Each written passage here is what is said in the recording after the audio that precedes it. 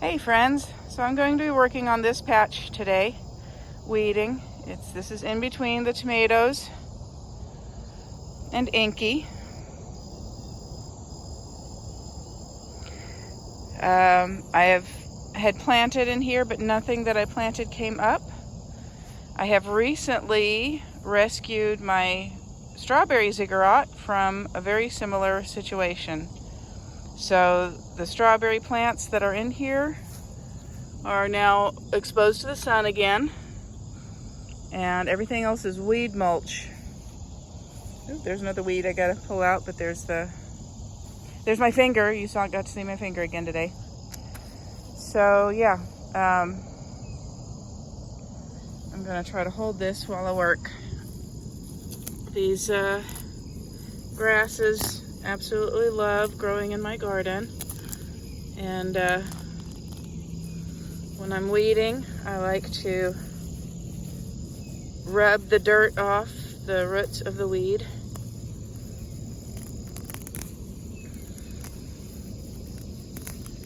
Get that grass up. And I was reminded watching another video, another blogger whose name I have already forgotten, but she's up in Nashville, and she was talking about lazy gardening, so of course I tuned in.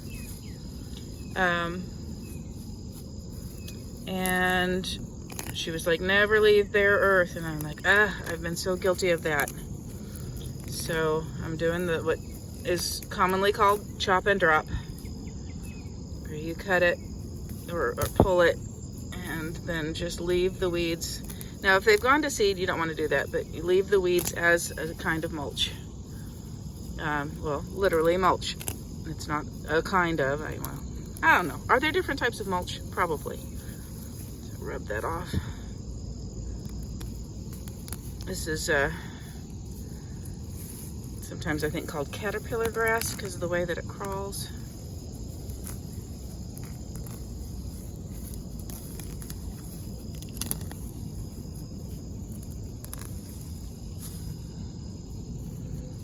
So that's a seed head. I'm going to put it in the walkway because I don't want seeds to drop in the bed. So maybe we can get this here tomato plant a little less competition.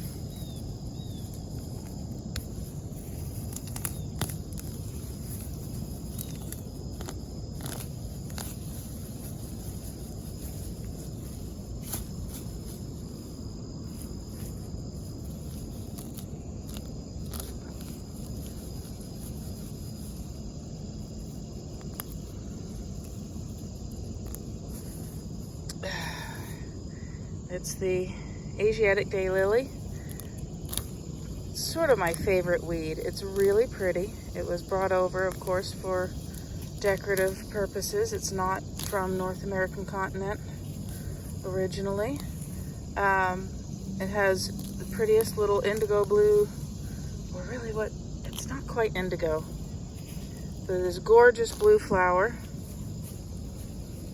Little tiny pretty flowers, and it grows very intensively and will absolutely choke everything in its path. And of course it's just a plant trying to survive, but what I really like about it is that, like I said, it grows very intensively and covers everything, but it also holds moisture. It will keep water. It will keep the soil nice and damp, and it will basically protect an area, but it's also very, very easy to pull up. You can just pull it straight up by the handsful, and it'll come back from roots and etc. But well, not always, because sometimes even the roots will come with it. But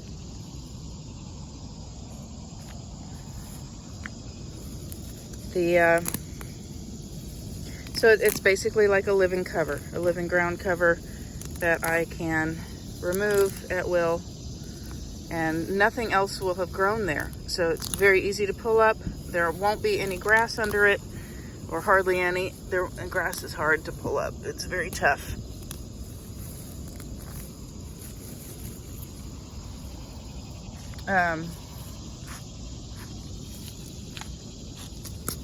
Ooh.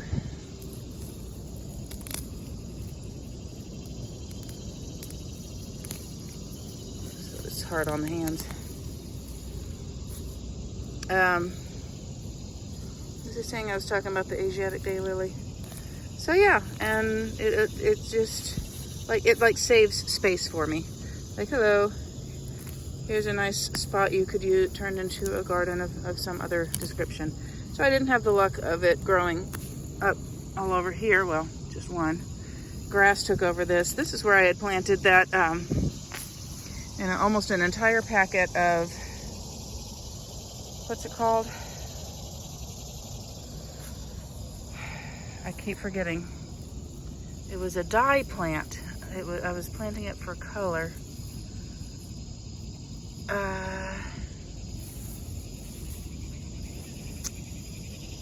Starts with an S. The only word I can think of right now is sarsaparilla, and that is not what it is. Saffron? No, something like that. And not one of them came up. I was so sad. 2 of them came up in another bed, so it's not an absolute loss, and they are blooming now, although I think they might be a bit soggy. We had a lot of rain yesterday and the day before, which is super nice, but it's one of the reasons I got to get out here and weed this crap.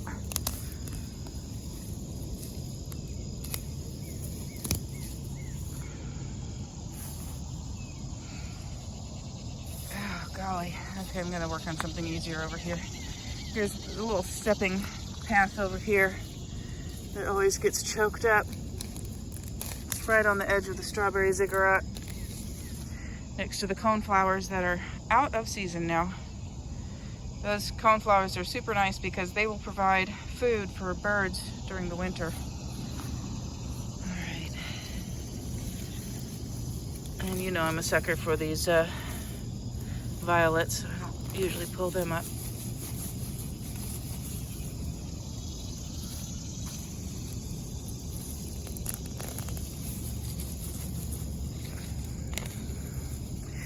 But they're everywhere because I selectively allow them to live. So if I do pull them up, I'm not terribly concerned.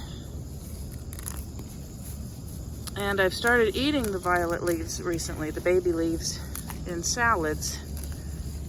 It's one of the reasons that I like them, is they're edible. The flowers are edible and the leaves.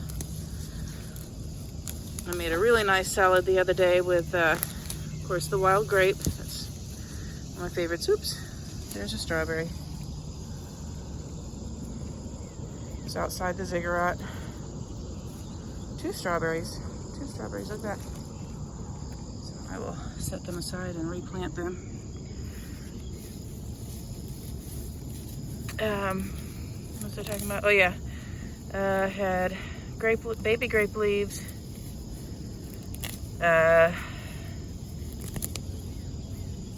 Another strawberry. What else did I have? Some lemon balm and mint.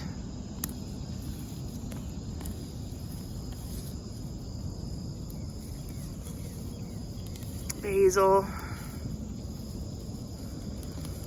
You might not think about herbs making good salad greens, but it absolutely blew my socks off. I don't even wear socks in summer. Oh my gosh, dandelion. I had some dandelion. Some Plantago major, the baby leaves. That's plantain. It's commonly called plantain, but I decided to start calling it by its Latin name because every time you say plantain, people go, "You mean the banana?" No, I don't mean the banana. Oh, there's another strawberry. strawberry. They like to wander.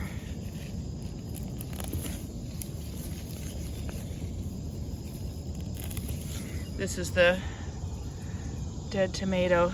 Very sad. Oh yeah, we've got this menace going on. It's another very beautiful weed. It will choke everything. It's so pretty. I let it grow because I'm like, oh, maybe this year it won't choke everything in its path. And then it chokes everything in its path. And I'm like, oh yeah, just like last year. It's not going to change its behavior just because it's pretty.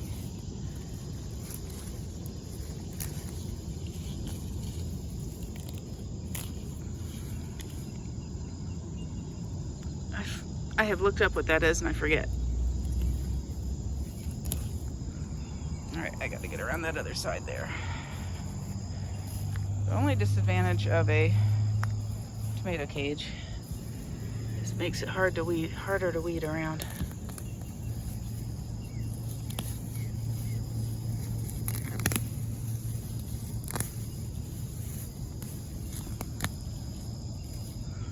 But yeah, you don't want to leave bare earth because bare earth washes away too easily. So now when it rains, probably again today, the earth will be protected.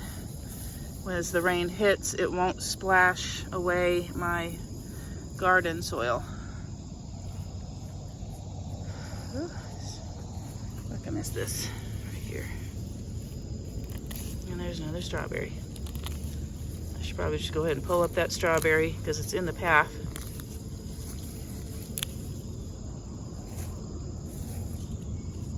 Now here's the tricky thing. This is smartweed, which is a native that I want to grow in my garden. But see how closely it resembles the Asiatic daylily? Asiatic daylily, smartweed. Asiatic daylily, smartweed. The difference is the smartweed has a slenderer and reddish stem, and the Asiatic daylily only has a little bit of red in it, and it's mostly, so that's really tricky when I'm weeding. Oh, my back. So I get for bending over like that. All right, I think we have rescued the tomato from its weed prison. Thanks for coming with me today. Be well.